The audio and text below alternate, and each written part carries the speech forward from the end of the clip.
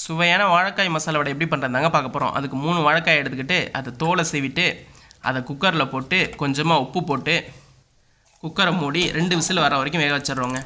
வெங்காயத்தை பொடி பொடியாக நறுக்கி எடுத்துக்கிறோங்க. பூண்டை நல்லா நச்சு எடுத்துக்கிறோங்க. கருவேப்பிலையை பொடி பொடியாக நறுக்கி எடுத்துக்கிறோங்க. பச்சை மிளகாயும் பொடி பொடியாக நறுக்கி எடுத்துக்கிறோங்க. அடுத்து இஞ்சியும் பொடி பொடியாக நறுக்கி எடுத்துக்கிறோங்க. இதோட சோம்பு சீரகம் உப்பு எடுத்துக்கிறோங்க. வாழைக்காய் நல்லா வெந்துருச்சுங்க. வெந்த வாழைக்காயை நல்லா கட் பண்ணிவிட்டு ஒரு கரண்டியை வச்சு நல்லா மசிச்சு எடுத்துக்கிறோங்க.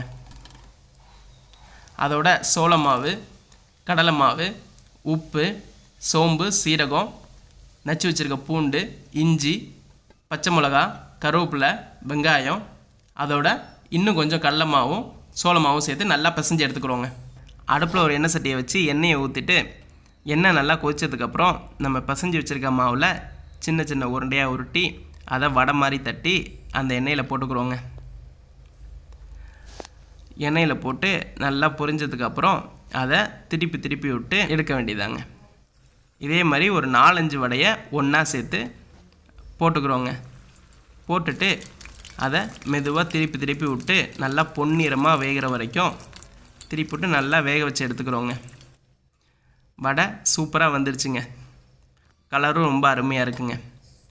அருமையான சுவையான வாழைக்காய் மசாலா வடை ரெடிங்க. அதை டேஸ்ட் பண்ணி பார்த்துக்குறோங்க.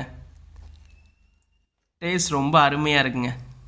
நீங்களும் ட்ரை பண்ணி பாருங்கள். நம்ம சேனலை சப்ஸ்கிரைப் பண்ணிக்கோ.